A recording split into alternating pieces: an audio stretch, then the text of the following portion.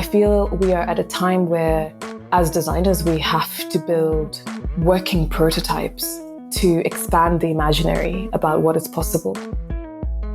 Hi, everyone. I'm Amy Devers, and this is Clever. Today, I'm talking to biodesigner Natsai Audrey Chieza.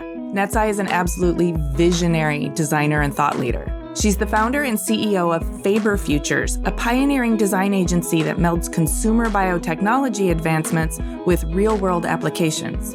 She's also co-founder of Normal Phenomena of Life, or NPOL, a consumer brand offering biotech products online.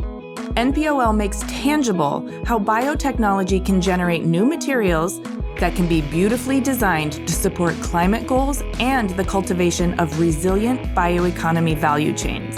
Natsai's approach involves broad-ranging partnerships across biotech, consumer sectors, and cultural institutions.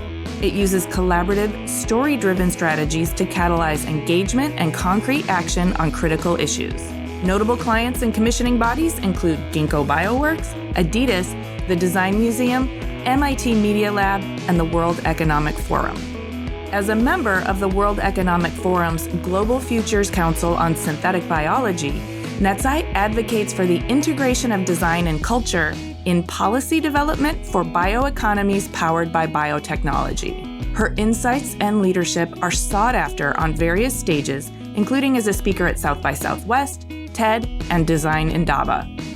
Natsai's contributions to biophilic design have earned her significant media coverage and accolades, including the 2019 Index Award, also known as the Nobel Prize for Design. Natsai's life and work is truly fascinating, and through the telling of her own story, she generously gifts us with a very clear vision for a bright and harmonious future. Here's Natsai.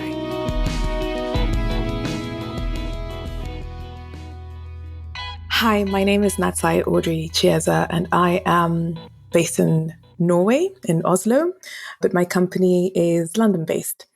I am the founder of Faber Futures, and we are a design agency that is bridging design for the real world with the design of biology.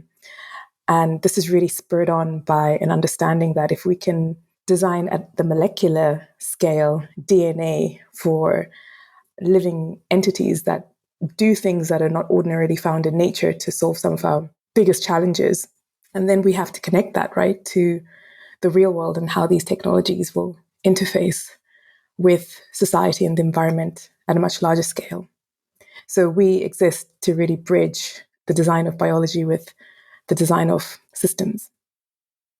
And it is fascinating. I'm so excited to hear not only about your creative process, but how you got to where you are and how your sort of personal brand of, I don't know, it seems to me like you might be very right-brained and left-brained at the same time, and you're synergizing and synthesizing a lot of information into your process. But before I get ahead of myself, let's go back to your youth.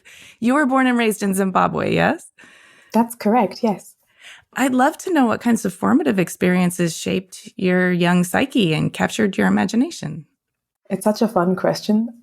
I hardly ever get asked it, and I don't know that I have a wise retelling of the story. But I grew up in a pretty conservative context, surrounded by a lot of family, extended family, strong family ties, within a very small radius. So I think everyone was at least, under 15 minutes away by car. And so we were definitely in each other's pockets. So I grew up with at least 3 or 4 different cousins, all of my age. And, my sister would have been the same and so forth. So we sort of went through school together, and it was a very tight-knit sort of scenario. And what kinds of things would you get into? I mean, all sorts. I mean, can you imagine? We've got these amazing photographs across the entire family of birthday parties, and you can never tell whose birthday it is because they're like 20 kids, and they're like, at least 3 or 4 of them are exactly the same age, but the birthday cake says 1 or 3 or 4. But, we spent a lot of time together locally at school, and, we used to holiday a lot together. But then, something really fundamental shifted when I was 17.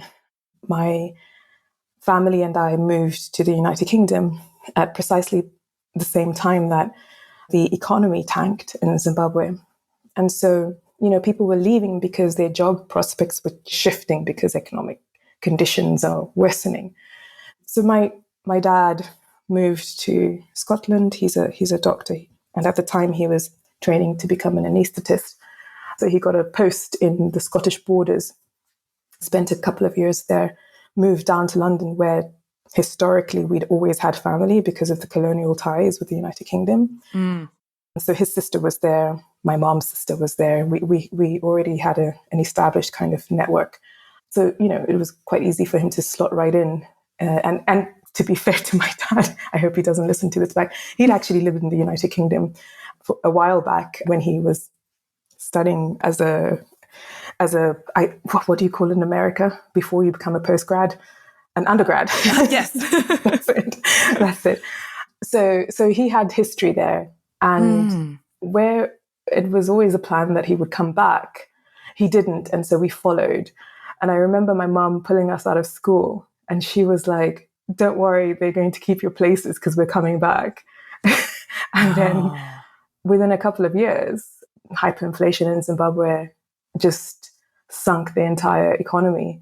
And so we never went back except for on holiday. And so what's crazy about that time is that though we grew up, and many people did, in really close-knit, highly educated, upwardly mobile kind of communities, at least that was my background, our entire relational structure got completely wiped out because everyone left the country to go to Canada, to go to Australia, to go to the United States, to go to the UK. Like, there's Zimbabweans everywhere. The diaspora is so, so, so expansive. It's insane. And so when I go back home now, I have family there, but none of my friends are there that I grew up with, at school. It's the complete opposite of how we grew up, with a very strong community. It's completely fragmented and disjointed. And so it's a strange old thing that you can, in one generation, go from one extreme, because it was an extreme, how close-knit we were, to the opposite, which is just complete alienation, I think, is a good way of putting it. Wow. So in the extreme contrast of those situations, what's the nutrition? Where's the lesson? Or what have you been able to mine from those experiences that serve you now? I'm very acutely aware of my Theresa May in the Brexit years described people in the United Kingdom who weren't nationalistic as citizens of nowhere. And that struck a chord with me, because I think I'd carried with myself this sense that I didn't really belong anywhere. I no longer belonged in Zimbabwe because, sure, I grew up there. I left when I was 17, but I became an adult in a completely different context. I lived in the United Kingdom for about 20 years. So this sense, I think, of not belonging has always been pretty apparent to me. And it's something I think that I just channel because, you just kind of need to make hay with that. And I find myself now living in Oslo, in Norway. And I think part of that is trying to discover really what this edge is, the places you situate yourself to be able to learn different things about yourself. How far can you push that idea? So my husband and I moved to Norway during the pandemic years in 2020 because we got a little bit tired of doing the pandemic in the suburbs in the United Kingdom. It's pretty dry, and this very sort of strong sense of attrition with the political context there. It was just a change was a good idea. Like, let's go and lock down somewhere else, because then at least we're learning something about ourselves. So I think the nutrition there might be tied to not being afraid to be a fish out of water, because my history has shown me that you kind of just need to go with the flow there a little bit. And at every step, you're going to learn something new about yourself. What are you learning about yourself in Oslo now? Like, what is being revealed to you, other than like not being afraid to be a fish out of water? Are there aspects of the culture, or, parenting as well, seems like you're kind of quilting a really interesting patchwork together. What is it teaching you about yourself? I love this quilt analogy because not all quilts look pretty, but everyone keeps them because they mean something. Yes. And I think I'm in that process of trying to figure out, like, what is this thing that we're making together? So we moved in 2020, my husband and I.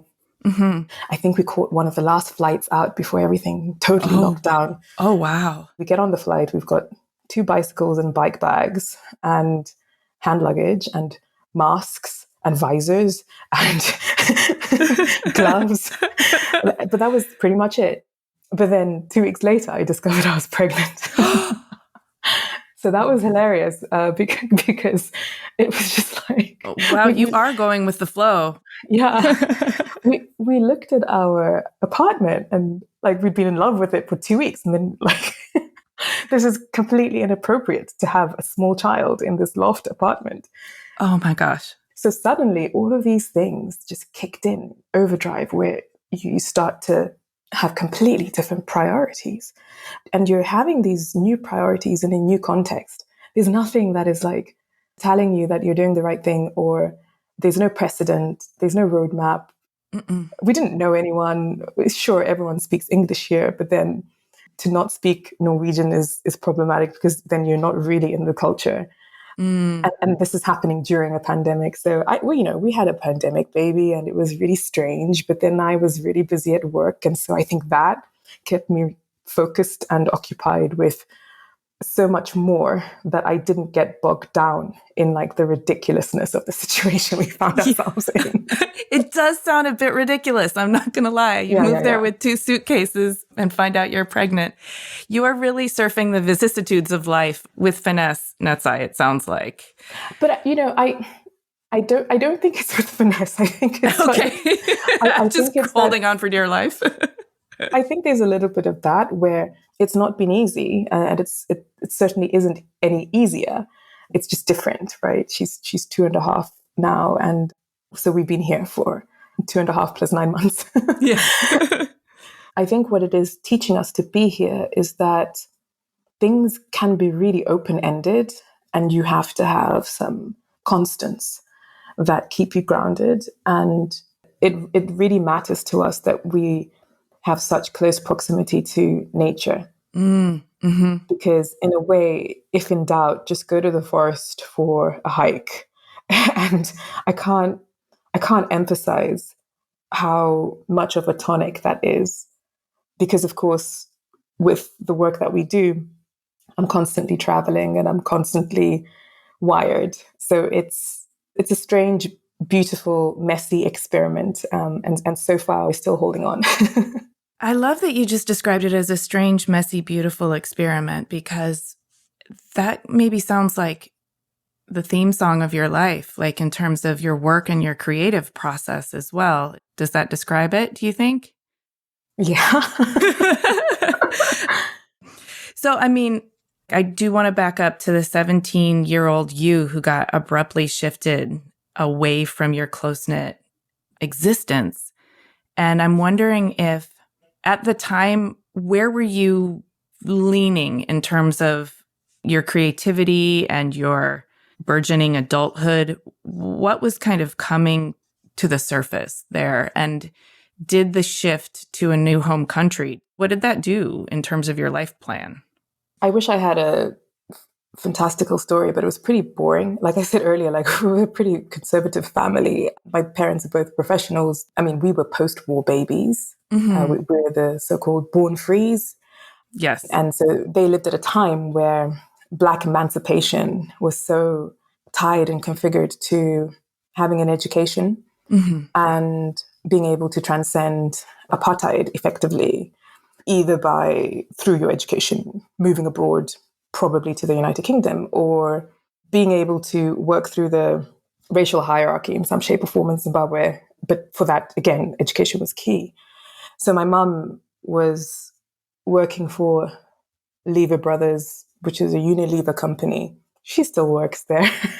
She's, that traditional kind of job for life. And my dad, for him as a professional, he was a doctor and he was going to work through the ranks, so to speak, Mm-hmm. that way. And if you're a doctor, you're pretty much employable in so many different contexts. And that was actually his way into other geographical contexts. And so that emphasis on education and professionalization, or being a professional of some capacity, my dad always used to say, no one can take that away from you, right? And it's true. Led me quite early on to understand that though I loved art, and I'm talking when I was, 8, 12, 16 years old, I love art. I thrived in those classes. I knew that I couldn't become an artist. There was no roadmap for that. I had to study architecture because that is a professional qualification. So I knew probably from the age of 11 that that's probably what I was going to do. So by the time we came to the United Kingdom, I finished up my high school, which was a continuation, right, of schooling in Zimbabwe because of colonialism, exact same system, exact same exams. Okay. There was no stress or, period of transition into another world, except actually when I ended up at architecture school in Edinburgh. That's when that sort of culture shock and like destabilizing event happens, is when you actually end up going to university. And I think that's true for anyone, regardless of where you're coming from. It's a new time, right? Yeah, it's a new time. It's a taste of a kind of independence. It's frequently a sort of forced individuation and detachment from a lot of your security systems. But it's also, I think, if you care to discuss, it's worth noting that you are also a minority in this situation in an architecture field that's primarily still spewing Western canon at you. And oh yeah, I mean, it was the most alienating education I've ever had. yeah. And I think I sort of clocked out towards the end of my first year. I knew that this environment wasn't set up to enable me to be my absolute best. I was just paying fees and my job was to not fail, right? It's totally transactional from that perspective. Whereas I think that for so many people, and I saw that with some of my peers, they were being prepared to succeed. It's a completely different dynamic. Yes. And it sounds like you clicked into a sort of self-aware survival mode, knowing like the transactional nature of it was about understanding you were still served by getting the degree, even if it wasn't something you were passionate about. And yet the contrast between your experience and those who are actually having their like creative fires lit, it must have felt a little bit heartbreaking and alienating. But at the same time, sometimes those experiences propel you in a new direction. How did you process all that? I said earlier that I grew up in quite a conservative, environment, not just in terms of my family, but just like the community, the society, very religious and all the rest, and traditional in terms of Shona culture. Not necessarily a bad thing, just it was about conservative values. But what was very true about me is that I quietly rebelled. I quietly knew that this wasn't going to be all that there was for me. And so I didn't choose the things you were supposed to choose. Even architecture was like quite a rebellion.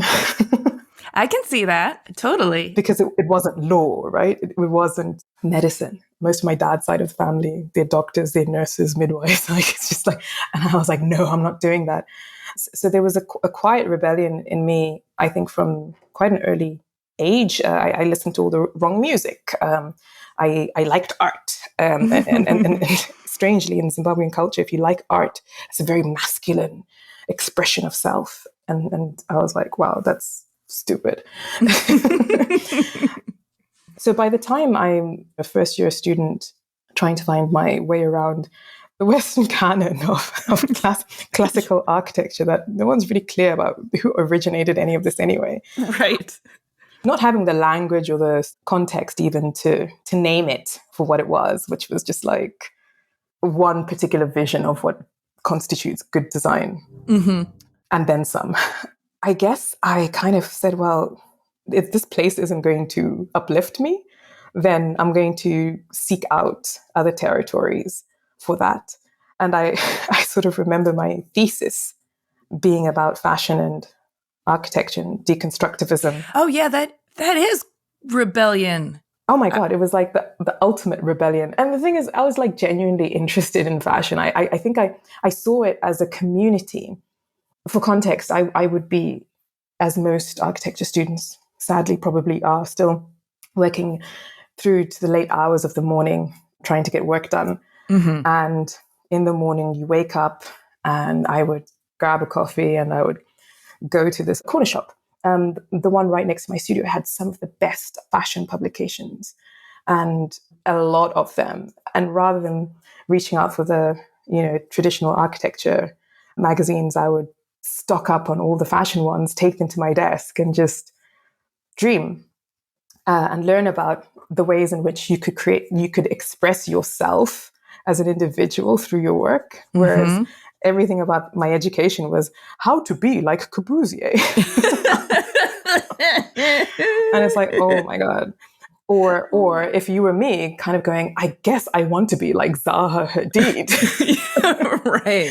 It's like, wow, slim pickings, hey? Yeah. At the time, I'm glad to say that it's not quite as bad as it used to be now. There's still more work to be done there. But, it was quite a rebellion for me to just zone out that early and start to explore that and find new ways of incorporating it into my work. And so by the time I wrote my thesis, I knew it was valid because I'd been doing the work. But of course, my thesis supervisor thought I was nuts and didn't understand that there was even a parallel to be made between fashion and architecture and deconstructivism.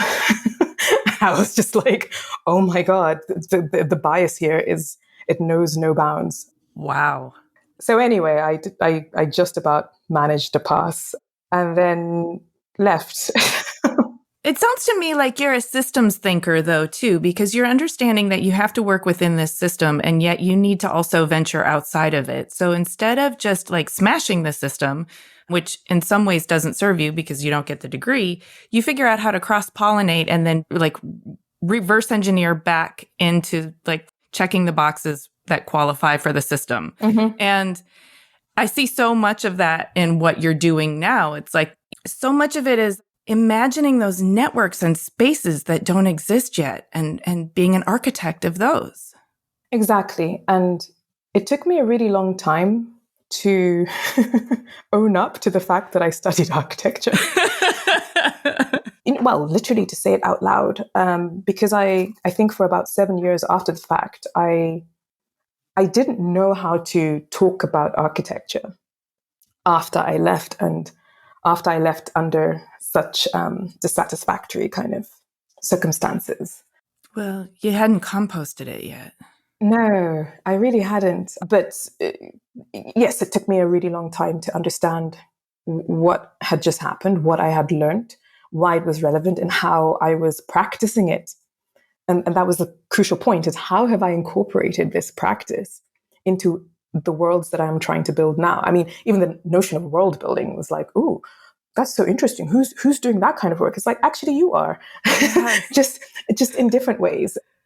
And so maybe, 7 years after the fact, I started to sort of reflect on that, and in many ways, and in how I envisage what we're doing. We are architecting new paradigms for collaboration, for systems.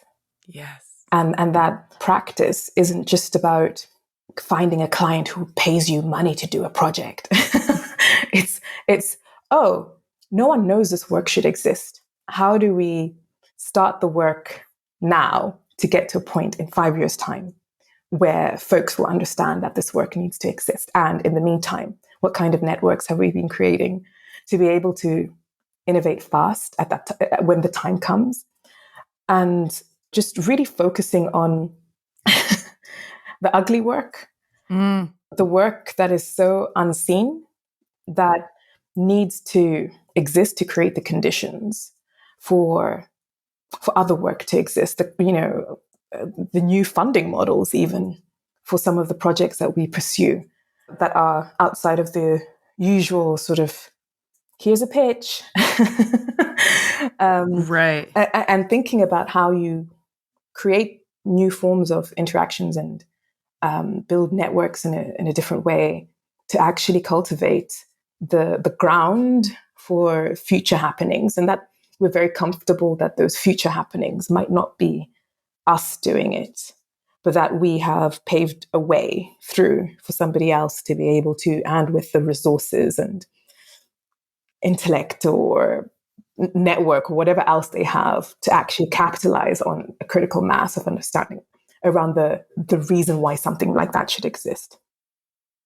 I'm seeing such a parallel in my mind between the cultivating you're doing of creating the conditions so that this work can exist, and that you also have to create the conditions in your work for you to synergize with biology in order to yield the results that you're designing for.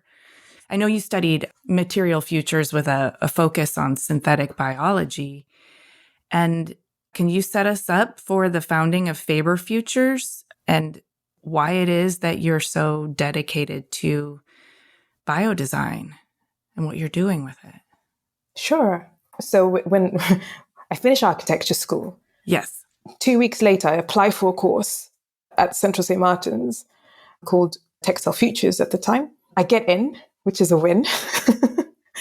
And just after that summer, I start the course, and it's an amazing program that, this is circa 2009, a program that focuses on technology, culture, and textiles. And so I have no textile background, but materials, I get it because I've been dreaming materials through some of the conceptual work on my architecture program. And actually that's where maybe I did thrive, was this interest in materiality. And what I learned on this course is that there are so many incredible implications for the types of technologies that are going to dominate the future. And so there's a big focus on digital at the time, and then a narrow niche kind of area around synthetic biology. And I chose the narrow niche area. because you're a quiet rebel. Yes. And unlike my studies in architecture, I was surrounded by incredible women who were our course directors, our tutors, our lecturers. All women. It was really problematic. Eventually, they changed the name of the course to Material Futures, hoping it would attract more dudes, and it didn't. So it's very gendered work, it turns out. But I was like starstruck, besotted even, with seeing women just in their power, directing us into futures no one else had been able to uncover for me in any shape or form. Oh, that is intoxicating, isn't it? When you... It was powerful. Yeah. It was a really powerful experience for me. I mean, all of my colleagues, of course, on the course were women. So it was a very strange situation to come out from a very male-dominated situation to this. But I think it was exactly what I needed at the time. And so we all, I think, carefully watched what other interests our tutors had around us. And our course director at the time, Carol Calais, she was developing her research into biological systems for textiles. And she was a maverick in her own right. At Central St. Martin's, she brought digital to textiles and fashion by building a shed in a room, because no one else would give her the space to create the infrastructure for students to interact and experiment with digital technologies. So she literally bought, I think, a shed from B&Q and built it in the studio and filled it with a lot of stuff and wires and things. And that was the wellspring, right, for all of this incredible creative work coming out of her program. And then she was segueing, and she constantly is doing this still to this day, into synthetic biology, biotechnology, and articulating through her own practice what that possibility space. And I was like, yes, I want to work with her. And I did eventually. When I graduated, I became her research assistant while pursuing my own interests in the field. And so when I was working on my thesis, I reached out to a bunch of synthetic biologists in London, and one responded, Professor John Ward, and he was based at University College London at the Department of Biochemical Engineering. And he was like, yeah, sure, you can come and see what we do with synthetic biology. And I was like thrilled. But then he was like, here's a Petri dish, lick it and see what happens. And come back in a few days. And so that was like his gentle segue for me into like, welcome to the world of microbiology. Did you lick it? Oh yeah. So I licked it, and you do fingerprints on the nutrient agar, and you come back and you come back to your microbiome on a Petri dish, and it's just like the most mind-blowing, sensational thing, right? Wow. To experience if you aren't studying biology. Right. whereas everyone was kind of eye-rolling me, going, "Oh my God, like you've got E. coli." Because we all do, and it smells. So could you, when you're done with that, just like throw those Petri dishes away? Right? Like, that's a new kind of vulnerability, having your microbiome be subject to judgment. Yeah. And it's just amazing, like this world that you don't know unless you know. And I was hooked. So I kept coming back, and I became an honorary designer in residence. Mm-hmm. Right? This was my first kind of foray into how to do great work with no institutional support except the kindness of one individual.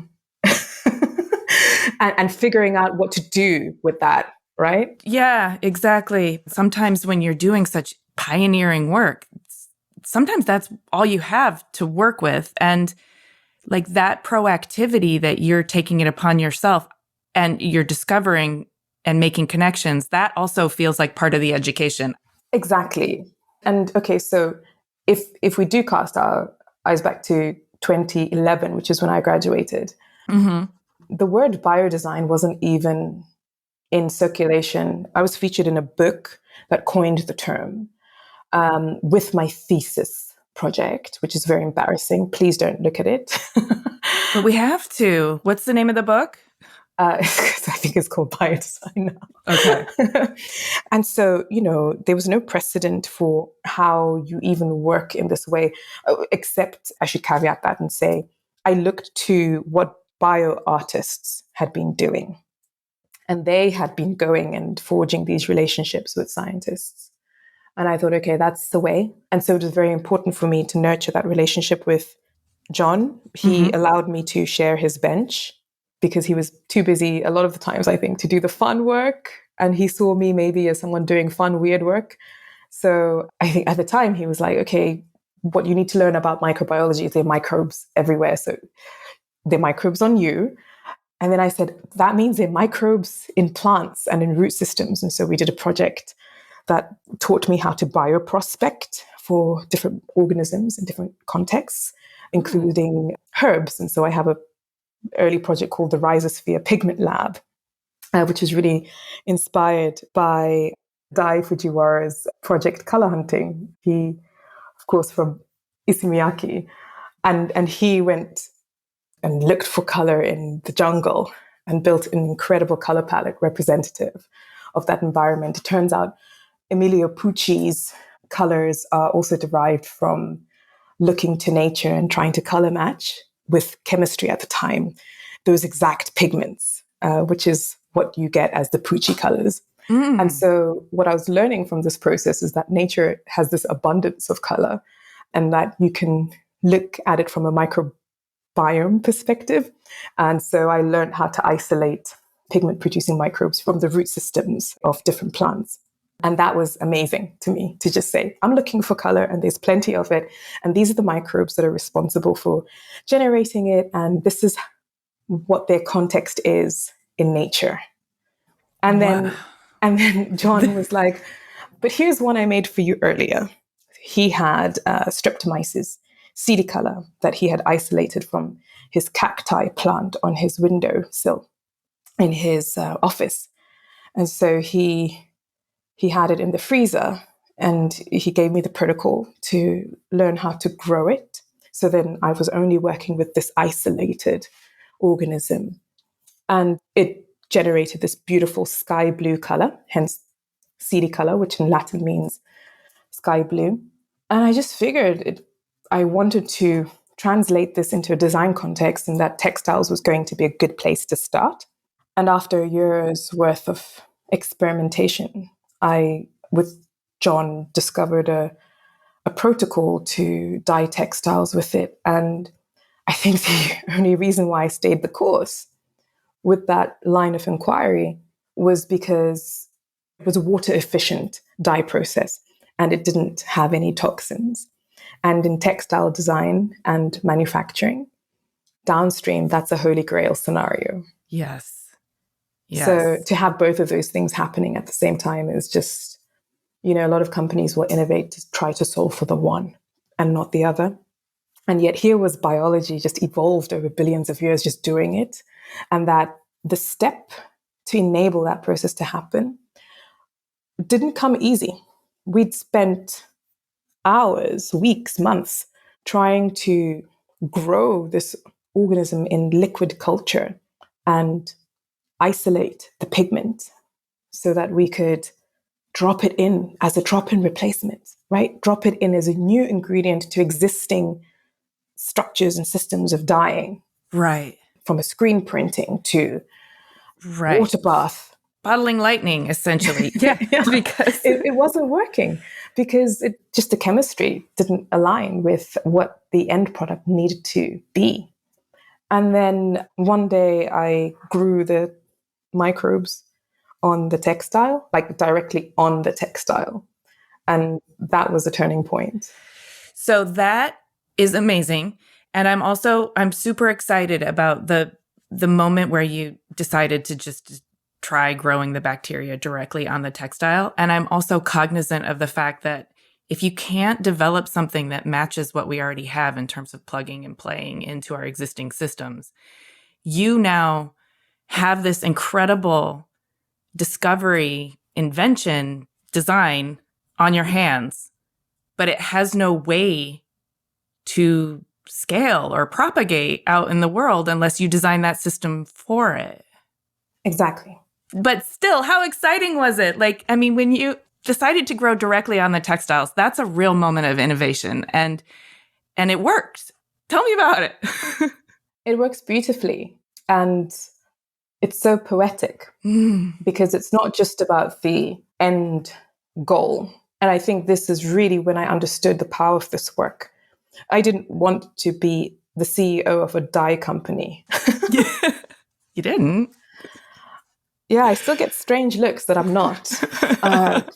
Because I think people still only understand the value of this work, being able to scale the technology so that you can replace previous technologies and become an instant billionaire, because that's how big the market is, right, for these products. That didn't interest me because what I experienced was transcending from that logic of capitalism to being changed by the organism itself, having its life cycle drive all of my design decisions. Yeah. Right. So the life cycle of a fermentation with Streptomyces is about 7 days. So your entire schedule is on this 7-day cycle. And there are incredibly important moments in that 7-day cycle where you have to intervene in the fermentation process for you to get what you require. Okay. And that's really based on the protocols that we use that are contingent on dyeing the textile with microbes growing on it directly. It shifts your perception into this human, non-human relationship. It becomes apparent that there is a human, non-human relationship or human, more than human relationship, that somehow your fates are intertwined and that the language that you use to describe the things that you're doing, it is new language because you have no precedent for how you have to work with these organisms for this particular use case. Mm-hmm. You become it and vice versa. Maurizio Montalti talks about this a lot. He's founder of a company called Mogu. They make mycelium building materials, but he is also an artist, right? And he talks about his words. He talks about encountering the other. And it's such a powerful word because that encountering completely shifts your perception around how scale can be achieved. Because suddenly you understand responsibility as being quite key to what that looks like. responsibility to the living world at large, but also responsibility to communities who bring with them craft, which is the only way that this technique is going to become irresistible. So you join these different things up pretty quickly to realize that what we're scaling here isn't just an ingredient. We're scaling a movement towards a Hot damn, different this is idea. so exciting. And that the work and its value cannot be simmered down, my goodness me, to just a fucking ingredient. Right. It is so frustrating. And so, to your earlier question, why Faber Futures? It's because I realized that we need to build a cultural infrastructure for these technologies. So much of the focus and effort and investment and sweat is right now oriented towards the technology. And I have faith that a lot of these technologies are going to do pretty incredible and powerful things. But we have wonderful precedents to learn from about the power of responsibility to be, now I steal Drew Endy's words, to be good parents to this technology.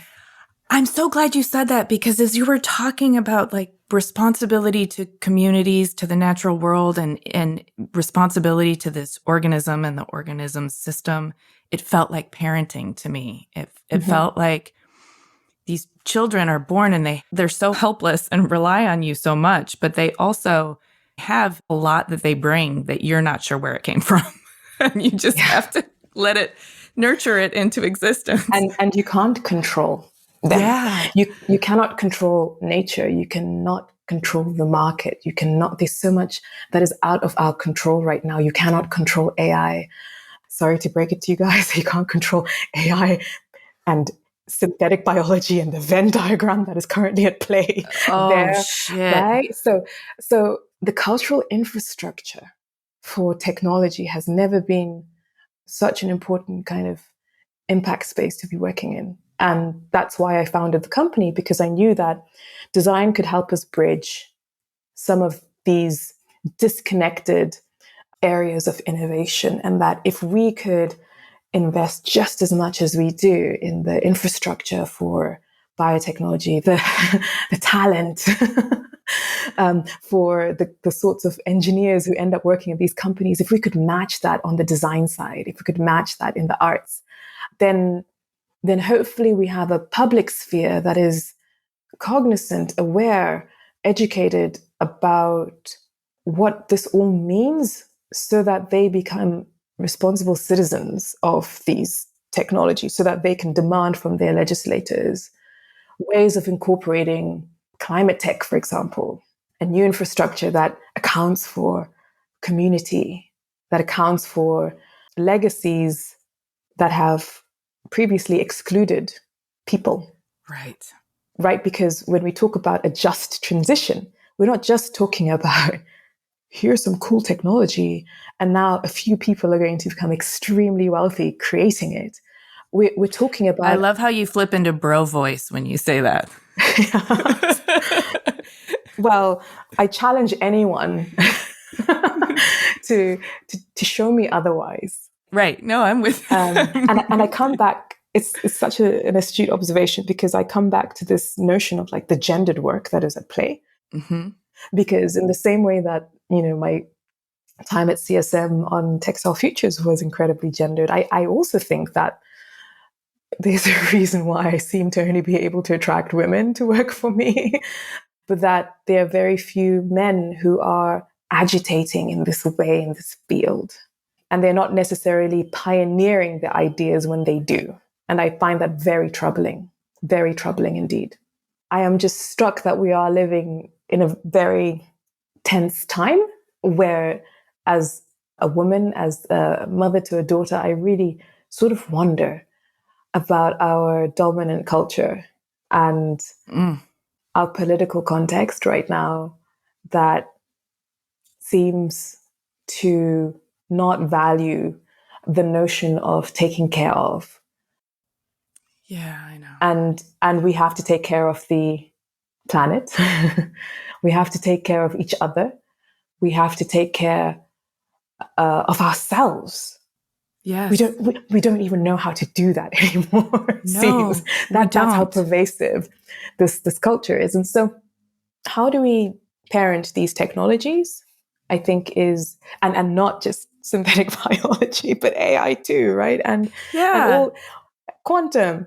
I think about that a lot. And I think about what we're up against in trying to do so, because it's not easy to find allies to that effect.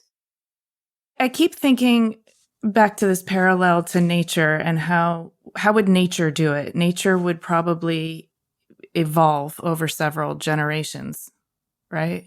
So it feels to me like if we're going to swing the pendulum a little bit away from extractive to more generative, it's probably going to happen over generations. Exactly, which is why if I think about our talents, our gifts, Mm-hmm. the now, Mm-hmm. if I think about condition setting, I feel we are at a time where, as designers, we have to build working prototypes to expand the imaginary about what is possible. And that this is the time to build those pilots and say, this is what we mean when we say equitable biotechnology. Yes. Because right now, that's just a thesis in someone's academic paper. But there are no incentives for the market to work towards that now, to build that out fast now. So the role for the designer, I think, and certainly for us at Faber Futures, is to say, what is equitable biotechnology? What does that look like? What does that mean? And try to find context where we can actually start to prototype these ideas with real communities. And then I come back to my architectural practice. I'm like, aha, that's what I'm doing. Because so much of Yes. architecture, right, is about those case study house type interventions that show a future rather than speculate on its feasibility. So, one of the projects that we are engrossed in right now in the studio is normal phenomena of life. I think it's our case study house in the sense that, that makes so much sense now. Yes. yeah, we have been obviously working in this arena now since I started the company in 2018, and we really understand what's happening on the material innovation side of biotech, right? Where companies are using all sorts forms of biotechnology to create new materials or next gen materials that are more sustainable, that enable us to divest from fossil fuels. In some cases, they rely on organisms that actually eat methane to create new materials, like really fantastic, incredible innovations. And then that's the lab based, this is what's possible. Right. When it's met out into the real world, it has to actually interact with complicated things like supply chains and infrastructure and political dimensions around where people are prioritizing investment. And so the notion of where this innovation happens becomes really tangible really quickly when you start to think of how do you get it out there in the wild. And so we had been working with Ginkgo Bioworks, which is a biotechnology company based in Boston that is building infrastructure and technology to make biology easier to engineer. Effectively, they are a platform, and the idea is you have lots of different companies that go to them to figure out how to find the right strain of an organism for a very specific use case, for example. And they are across health, they are in consumer products, you name it. Everything happens here, potentially, right? That's the thesis. And then I'm like, okay, great. It looks like everything happens here. Does design happen here? So we've been working with them now since I founded the company on various different projects that led us to this moment where there was enough trust for us to build out a brand called Normal Phenomena of Life that exists effectively to bring products to market that are made with these new innovations in a way that has completely different incentives, right, to how an existing brand might try to bring these new materials into their supply chain. And so with NPOL, we are trying to model across the value chain how you create sustainable products that are meaningful, which is so, it sounds so innocuous, but actually meaning is subjective, and meaning can mean community-based or... It does not sound innocuous to me. This is the quiet rebels fiercely moving through the world by designing, demonstrating, and presenting an alternative model that works. And, the scale proposition is that if it works for you, it can work several times over. It doesn't necessarily need to mean that one enterprise monopolizes. Right. No, it propagates rather than monopolizes. That's exciting. Exactly. Because that's community. And that means equity is more ensured because people have more ownership. It's more decentralized and distributed. Exactly. I'm so thrilled that you have alighted at this, because that's like the end game, is how do we create a distributed biotech? And we've basically created a shop to model that question. We've created a beautiful brand to communicate the value that is being created by merging design and biotech, and the potential promise that needs all forms of accountability for it to be arrived at. So on the front end, when you visit the website, it looks like a shopping experience. You can buy a jacket that is made with microbial dyes. You can buy a beautiful triptych edition, limited edition print made with algae pigments. And we have some really exciting new products that are coming online later on this year. But on the back end, we've built new supply chains, and they're values-driven supply chains. Wow. Where we are thinking about who do we work with to make sure that there's no slave labor in what we're doing. Number one, and then it's like, oh, it turns out it's not that difficult to choose that, right? Which is not what we hear about dominant systems. We kind of hear that, well, that's just the world we live in. And what we're learning on the back end is there are choices to be made about how we build out a bioeconomy. I mean, one of the choices that I had to make a few weeks ago was we're opening a US shop. Mm-hmm. And we were wondering if the inventory that exists in the UK shop needs to be shipped to the US so that it's available in the US. And that just sounded bananas from a carbon footprint perspective. And so we have decided that the US shop will only stock stuff that is made in the US. And that is fascinating when you take that decision, because your supply chain is hyper-local. Yes. And because of regulatory realities, some of the stuff you're going to be able to get in the US shop, it's not the same stuff you can get in Europe. Because so again, from a back-end perspective, this prototype that we've built is super, super important for anyone in government right now who's scratching their head wondering, what's biotechnology and what does it have to do with the bioeconomy? Because we can show them under the hood what is actually at play, but through these beautifully designed products, not through a freaking white paper. Right.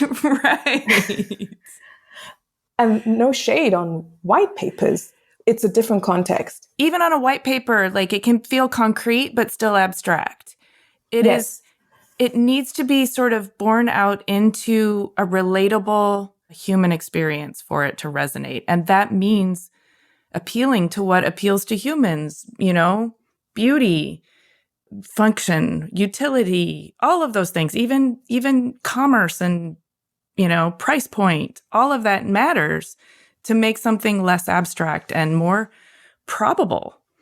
Exactly. And again, I come back to this, why does normal phenomena exist?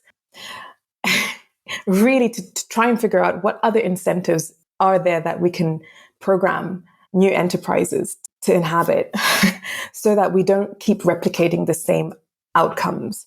And so, it's really useful and important for me to be able to tell somebody why the jacket costs £4,000, because I can just tell them that one of the biggest barriers to scaling the bioeconomy as enabled by biotechnology is just how expensive fermentation is. And that if someone can just solve for that, this jacket will cost less. It can't be the case that the only way you can bring down the cost of that fermentation is for the person who wants to ferment microbial pigments for textiles to become a startup to vertically integrate the entire stack. That is an unrealistic proposition. We need to start thinking about the bioeconomy as, something not too dissimilar to how we used to communally go and make our olive oil, right? Or bake our bread. We can't all have the technology to do these things. We can't all be experts in doing these things. I mean, certainly we're not. I am not a biologist. But I'm talking about the kind of infrastructure that allow any designer or craftsperson to play with these new materials, because we've lowered the barrier of entry to actually accessing the power of nature to make these things. Whereas we're on a path right now, I think, as you astutely observed, where we are looking to monopolies to create these technologies and for other existing monopolies like fashion brands to scale them. And I just think that is putting all our eggs in one basket. It's not a case of either or. We need both approaches. And so we are really trying to focus on what are those small scale interventions that show us a different way of a different possibility. And in some cases, we are also working at a very high scale because it's possible with that particular technological input. And then we're learning at Faber Futures what it means to actually bring biotech-enabled products to market. That is so incredible. And when I think about the nature of the work you're doing, it's incredibly holistic because you're starting quite literally with at the microbe level, but then needing to design all the way out to the macro of globally, which might mean not a monopoly, but actually an ecosystem that can propagate itself globally, like mycelium or something that can end up carpeting the globe in a way that can distribute with a different kind of set of values. And to me, that is the most concrete, exciting vision of the future that I've witnessed, that I've heard of, that I've been able to wrap my head around in a long time. And for that, I'm super excited and super grateful to you and the work that you're doing. Thank you. And, I will just say, it is such a seductive vision. The idea that we can use nature and its tools and its abundance to help us navigate this transition that is underway, and that we can do it in a way that is holistic, that accounts for community, that accounts for all the things we haven't been able to get right. Mm-hmm. But this is not the status quo.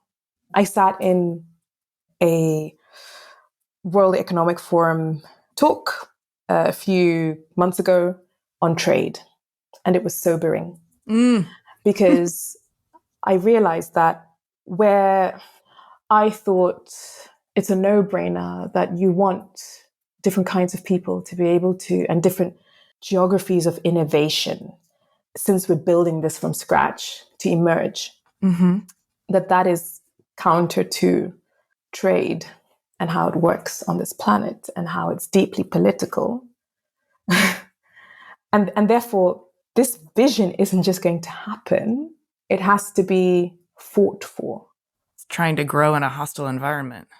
In some ways, it is hostile, but in other ways, it's like we're going to make incredible changes because we have no choice. Right. And I think more than likely, we're going to see a lot of strange and wonderful things happening because people didn't have a choice. And you see this in places like Zimbabwe, where everyone's pretty much off-grid, using solar panels, having access to their own water, but only because it's a failed state and there's no government intervention for like infrastructure. So it's a really green place to live in many respects. But it's not green politics that has led the nation to behave in this way. It's the economy, stupid. and it ultimately necessity, which is nature. Exactly. We'll figure out a way. I mean, that's what happens. Mm-hmm. Just by way of concluding this fantastic talk, I'm wondering, how can folks who are maybe not engaged in biodesign or even biotechnology, what is needed? How can we support or add a little energy to this mission in some way? I mean, I like to spread the word through this show and other ways. And I know that you've done a series called Ferment TV, and you've also done a few TED Talks, and I want to direct everybody to those. So storytelling's a big part of this.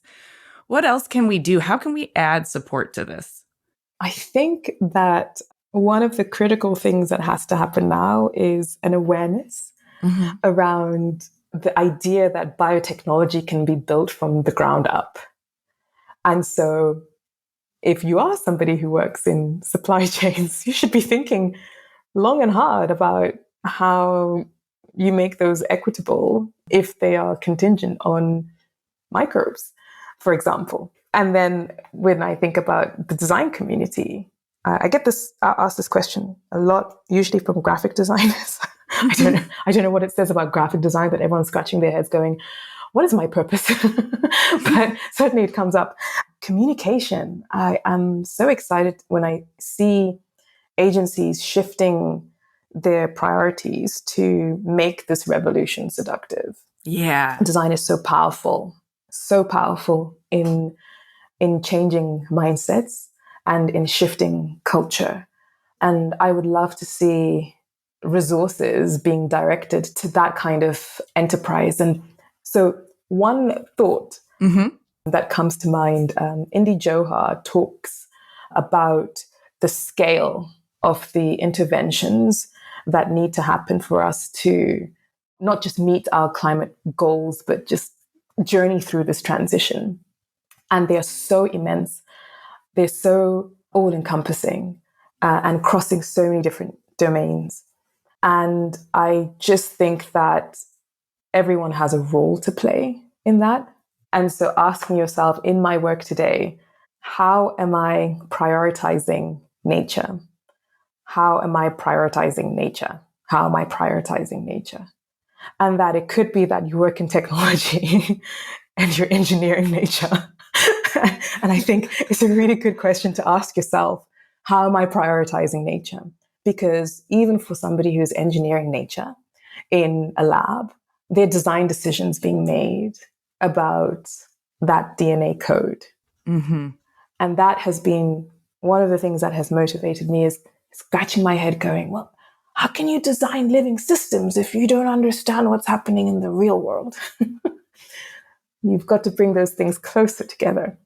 So from any discipline, I think it doesn't really matter what the tool is. It might be synthetic biology, it might be graphic design, it might be product and industrial design. The question should just be, how am I prioritizing the living world? I'm going to take it. I'm going to proselytize on your behalf. Everyone that I come in contact with, I happen to teach at an art school, so I have a good audience.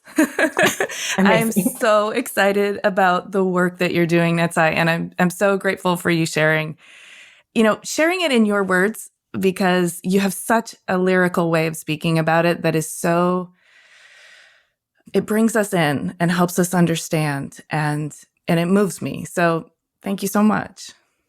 Thank you so much, Amy, for having me. And I have to say that this is one of the best conversations I've ever had about this work. And it's really special and generous for you to be able to take me on this journey. Hey, thanks so much for listening. For a transcript of this episode and more about Natsai, including links and images, head to our website, cleverpodcast.com. While you're there, check out our resources page for books, info, and special offers from our guests, partners, and sponsors, and sign up for our free Substack newsletter, which includes news, announcements, and bonus content. If you like Clever, we can really use your support. You can share Clever with your friends, leave us a 5-star rating or a kind review, support our sponsors, and hit the follow or subscribe button in your podcast app so that our new episodes will turn up in your feed. We also love to hear from you on LinkedIn, Instagram, and X. You can find us at Clever Podcast, and you can find me at Amy Devers. Clever is hosted and produced by me, Amy Devers, with editing by Mark Zurowinski, production assistance from Ilana Nevins and Anushka Stefan, and music by L1011. Clever is a proud member of the Surround Podcast Network. Visit surroundpodcasts.com to discover more of the architecture and design industry's premier shows.